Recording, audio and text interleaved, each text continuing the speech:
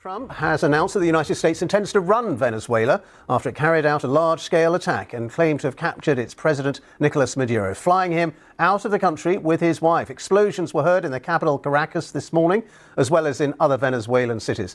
Nicolás Maduro has already been charged in New York with drugs and weapons offences.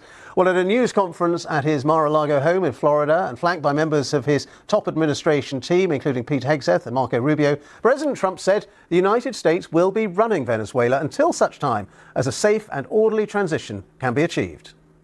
We're going to run the country until such time as we can do a safe, proper, and judicious transition. So we don't want to be involved with having somebody else get in, and we have the same situation that we had for the last long period of years. So we are going to run the country until such time as we can do a safe, proper, and judicious transition. And it has to be judicious, because that's what we're all about. We want peace, liberty, and justice for the great people of Venezuela, and that includes many from Venezuela that are now living in the United States and want to go back to their country. It's their homeland. We can't take a chance that somebody else takes over Venezuela that doesn't have the good of the Venezuelan people in mind. We've had decades of that. We're not going to let that happen. President Trump there at his news conference. Going to let that happen. President Trump there at his news conference. He also said that no US service personnel were killed in that operation in Venezuela. Also said that if she doesn't, Donald Trump has issued a warning to the new leader of Venezuela, saying in an interview that if she doesn't do what's right, she's going to pay a very big price, probably bigger than Maduro. He's referring, of course, to the dramatic nighttime capture of President Nicolás Maduro and his wife this weekend, seized by US Special Forces in the capital Caracas and transferred to New York ahead of a court appearance tomorrow on narco-terrorism and drug trafficking charges. But the woman who's now been sworn in by Venezuela's Supreme Court as interim leader, Delcy Rodriguez, has already criticized America, demanding Maduro's release and saying Venezuela will defend itself. We'll have the latest from the capital, Caracas, and take a look at the wider implications of the events of the last 36 hours with Jeremy Bowen. But first, Tom Bateman has our top story tonight from Washington.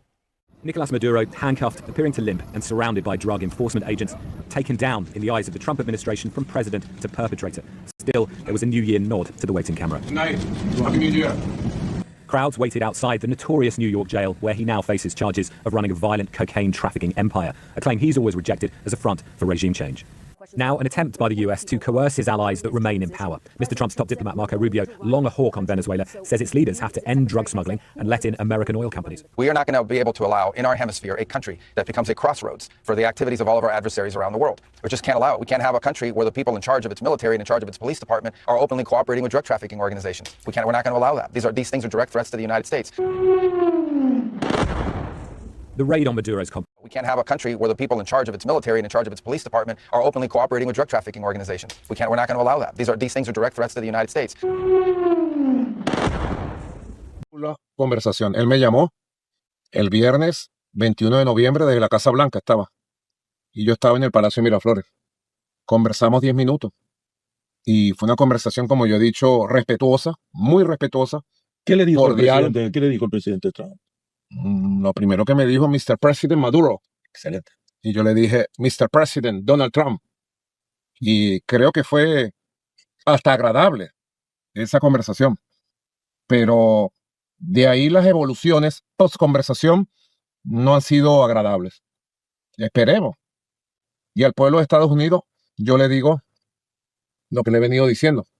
Aquí en Venezuela tiene un pueblo hermano. Al pueblo de Estados Unidos, inclusive le digo, aquí tienen a un gobierno amigo. Empezar a conversar en serio, con datos en la mano, y el gobierno de Estados Unidos lo sabe, porque se lo hemos dicho a muchos de sus voceros, que si quieren conversar seriamente de un acuerdo de combate contra el narcotráfico, estamos listos. Que si quieren petróleo de Venezuela, está lista Venezuela para inversión estadounidense como con Chevron. More than a decade in power came to be defined less by governance than by defiance. Even as the drums of war intensified at his borders, Maduro was still singing a different tune. The drums of war intensified at his borders, Maduro was still singing a different tune. The leader was one of Latin America's most polarizing, loved and loathed both at home and abroad. But few foreign leaders opposed him as openly as Donald Trump, who accuses Maduro of being the leader of a drug cartel. Venezuela's been a very bad actor. They've been, as you know, The first time Trump was in the White House, he went after Maduro in the courts for narco-terrorism. Trump 2.0 looked more like this. At least 35 strikes since September. In the White House, he went after Maduro in the courts for narco-terrorism. Trump 2.0 looked more like this. At least 35 strikes since September on boats allegedly carrying drugs from Venezuela, and an offer of up to $50 million for information leading to his arrest. Maduro rose through the ranks from bus driver to vice president under late socialist leader Hugo Chávez. Even then, relations with the US were tense. Chávez had nationalized the country's oil industry, kicking out American companies like ExxonMobil, cutting his citizens' poverty in half. Maduro inherited this legacy when Chávez died in 2013. He took the reins of a country with the world's richest oil reserves, something its people would scarcely have guessed from the poverty he led them into. They faced shortages in food and medicine while suffering under hyperinflation. It's not enough. It's really not enough.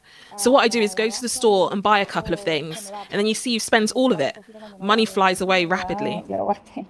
A video of Maduro eating steak cooked by the famed chef Salt Bae added to the criticism back home. You see you've spent all of it. Money flies away rapidly. A video of Maduro eating steak cooked by the famed chef Salt Bae added to the criticism back home. Venezuelans voted with their feet, fleeing the country in the last decade. But his grip got tighter. The 2018 elections marked a turning point. Regarded as neither free nor fair, Maduro refused to stand down, cracking down on protesters, calling on him to resign. Opposition leader Juan Guaidó had declared himself president and was backed by the US and other countries, but he eventually fled to the US. And Maduro's political opponent in the 2024 elections was barred from running, Maria Corina Machado. She escaped in a secret mission in December to collect the Nobel Peace Prize for her work in promoting democracy in Venezuela. I am very hopeful Venezuela will be free.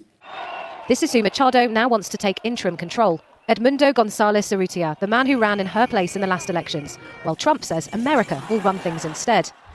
But today, inside the country, where the streets are empty, many are waiting to see who, if anyone, emerges from the ruins of Maduro's regime.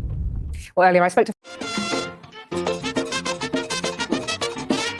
Con la expresión cultural, justamente aquí, en San Agustín. Vamos a escuchar.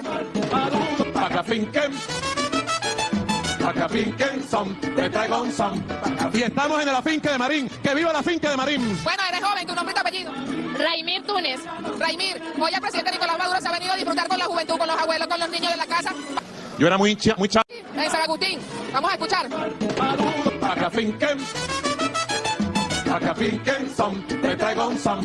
Y estamos en la finca de Marín. ¡Que viva la finca de Marín! Bueno, eres joven, tu nombre y tu apellido. Raimir Túnez. Raimir, hoy el presidente Nicolás Maduro se ha venido a disfrutar con la juventud, con los abuelos, con los niños de la casa. Yo era muy tenía 16, 17 años cuando conocí todas estas calles de Marín. De aquí a la Charneca nos íbamos entre el barrio. Y estamos en la finca de Marín. ¡Que viva la finca de Marín! Bueno, eres joven, tu nombre y tu apellido. Raimir Túnez. Raimir, hoy el presidente Nicolás Maduro se ha venido a disfrutar con la juventud, con los abuelos, con los niños de la casa. Vamos a escuchar. Y estamos en la finca de Marín. ¡Que viva la finca de Marín! Raimir Túnez. Raimir, hoy el presidente Nicolás Maduro se ha venido a disfrutar con la juventud, con los abuelos, con los niños de la casa. Yo era muy chamo, muy niño.